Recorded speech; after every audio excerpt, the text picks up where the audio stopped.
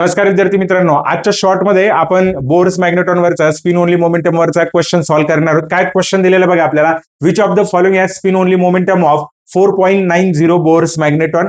आणि हे ज्यावेळेस आपण सॉल्व्ह करतो स्टुडंट, यासाठी आपल्याला काय पाहिजे असतात, नंबर ऑफ अनपेड इलेक्ट्रॉन पाहिजे असतात. तर कोबाल्ट प्लस 2 मध्ये नंबर ऑफ अनपेड इलेक्ट्रॉन जे आहे ते किती असणार स्टुडंट, 3. आयर्न मध्ये अनपेड इलेक्ट्रॉन किती असतात, 4.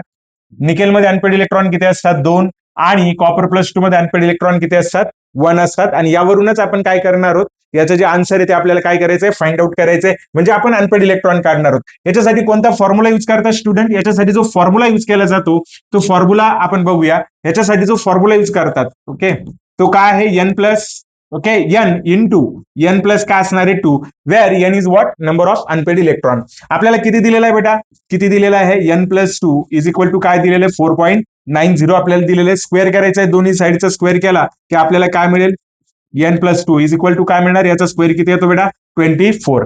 आता आपण याला कसं सॉल्व्ह करू शकतो, एन स्क्वेअर प्लस काय येणार, 2n, okay, minus 24 is equal to काय येणार बेटा, 0.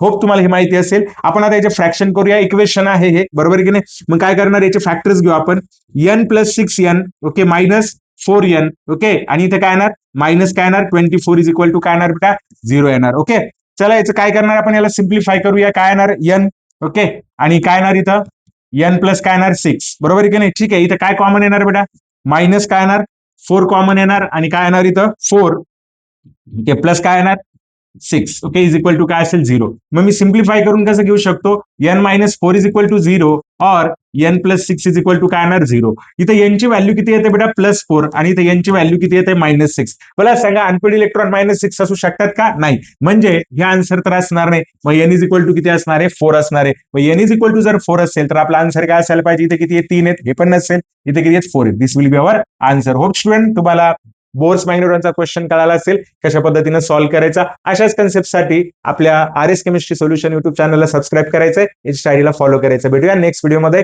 Bye bye.